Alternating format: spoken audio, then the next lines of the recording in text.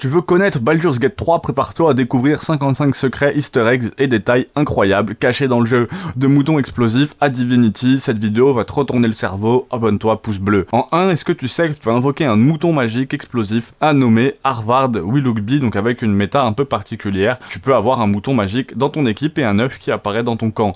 En 2, il y a un tabouret légendaire qui donne la force d'un géant. En 3, les héros de Divinity Original Sin 2 sont cachés en portrait dans le jeu, c'est un easter egg qu'on retrouve assez souvent dans les jeux vidéo.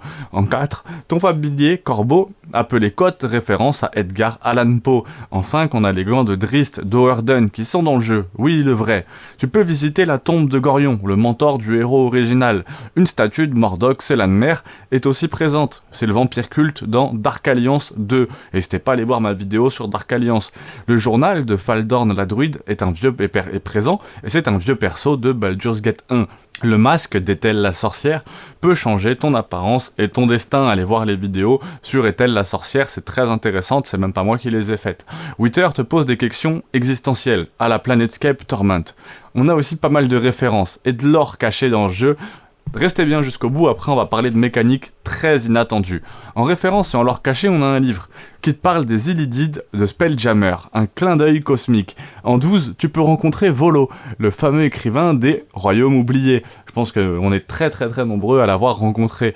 En 13, le donjon de Moonrise est rempli de symboles de chars et de célunés. En 14, un barde NPC joue une mélodie, tirée de Divinity. En 15, on a l'arme nommée Justiciar Synth, qui est liée à une faction disparue. En 16, la lame de l'assassin des rêves est inspirée d'un vieux module d'AD et D. En 17, tu peux parler à presque tous les animaux. Même une grenouille, crapaud bossu. Et ça, c'est très intéressant. Là, en faisant l'acte 1, il y avait un des bœufs, bœuf l'animal, qui était justement dans le camp des Tieflings, qui est un petit peu plus que juste un bœuf. Et j'ai mis beaucoup de temps à m'en rendre compte. En 18, on a des potions avec des effets négatifs hilarants, comme éternuer du feu. En 19, certains cadavres savent des trucs absurdes si tu leur parles avec le bon sort. C'est un peu la même mécanique que celle des animaux avec la potion de communication. Pareil, pour les cadavres avec la potion de communication, mais avec les cadavres. En 20, une pierre dans les égouts te parle avec la voix de l'Ariane Studio. Sérieusement. On passe aux mécaniques inattendues, après on aura des secrets de développement. Restez bien jusqu'au bout, ça va être très intéressant. En mécanique inattendue, tu peux poser des pièges dans les cinématiques. Et ça fonctionne. Et ça, ça a l'air lunaire. Je sais pas si certains ont des exemples de vidéos avec un peu tout ça. N'hésitez pas. En 22, tu peux créer une chaîne d'explosion avec du vin, des tonneaux et une étincelle. En 23, certains familiers chante quand tu es dans l'outre-terre. En 24, il est possible de voir ton propre destin dans un miroir magique. En 25, tu peux adopter un bébé illithite, oui, et il te parle. En 26, dormir trop souvent déclenche des événements uniques, parfois mortels. En 27, il y a un fantôme qui te suit, si tu touches un objet maudit. En 28, certains PNJ réagissent si tu te regardes trop dans les miroirs. En 29, un boss peut être tué avec une seule flèche bien placée si tu connais le bon angle. En 30, un loup peut devenir ton compagnon fidèle à vie, selon tes choix. Alors un loup, ou est-ce qu'il parle de gratouille? Je sais pas, mais un loup en tout cas. On passe au secret de développement. Un dev a caché son anniversaire dans un code de coffre. Très malin. En 32, puis j'ai dit 13, je crois, en 32, on a l'un des PNJ qui chante une chanson improvisée par Ney Newbon, la voix d'Astarion. En 33, le fichier havardshep.json existe vraiment dans le code du jeu. En 34, un bug non corrigé permettait à Gale de lancer 3 météores par tour. Et en 35, il y a un mode développeur caché dans certaines vieilles versions alpha. On passe désormais au combat, build des pouvoirs, ensuite on aura les romances et relations, certaines interactions un peu what the fuck, et les choses les plus intéressantes qui arrivent, restez bien jusqu'à la fin. Combat, build des pouvoirs. En 36, on a le pouvoir domination, qui peut te permettre d'éviter un boss entier. En 37, tu peux copier certains sorts de PNJ ennemis, même des boss. En 38, t'as une grenouille nommée Croactulu, qui peut absorber les illusions. En 39, les squelettes invoqués ont des répliques personnalisées selon ton alignement, et un combat peut changer en pulse si tu actives un mécanisme secret. On passe désormais aux romances et aux relations. En 41, tu peux romancer un personnage maudit. Mais c'est très dangereux.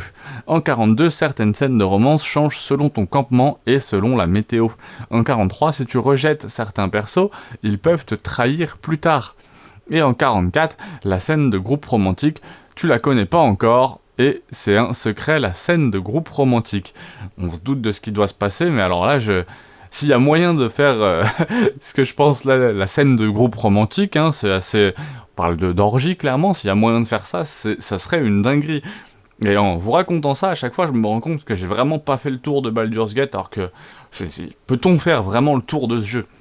On passe aux interactions What the fuck. Tu peux voler le papier toilette dans certains donjons très bizarres. Une statue t'insulte si tu parles en langage abyssal. Il existe une tortue qui donne des conseils financiers. En 48, tu peux battre un boss avec un bâton de bois de camp. En 49, en empilant 24 caisses, tu peux atteindre une zone non prévue par les devs. Et en 50, il y a une compétition de danse secrète dans l'acte 2. Pour les 5 derniers points, on passe aux récompenses et aux fins alternatives. En 51, il existe une fin secrète où tu trahis tout le monde, même toi-même. En 52, si tu aides un certain PNJ oublié, il revient avec une armée à la fin. Ça fait truc de fou, ça. En 53, si tu peux obtenir une monture dragon dans certaines conditions ultra rares, bien sûr. Et en 54, une fin d'ombre te permet de régner dans l'outre-terre. Donc ça, je l'ai pas eu du tout. Et enfin 55, tu peux te ressusciter toi-même si tu caches un objet bien précis au début. Pareil, ça a l'air d'être un truc de ouf. Tout ça, honnêtement, ça me donne qu'une envie, c'est de relancer ce jeu qui est juste incroyable. Vraiment, c'est juste une pépite en réalité, ce jeu. Donc franchement... Foncez, je pense que vous le savez de toute façon, vous êtes vraiment venus regarder ces petites choses qui sont vraiment incroyables. Je voulais voir si j'avais encore un ou deux points avec vous, mais effectivement non, on est pas trop mal. On a plongé dans l'univers mystérieux de Baldur's Gate avec cette compilation de 55 secrets que je risque de mettre avec le mode honneur, donc vous allez avoir pas mal de choses. Abonne-toi, pouce bleu et à très vite.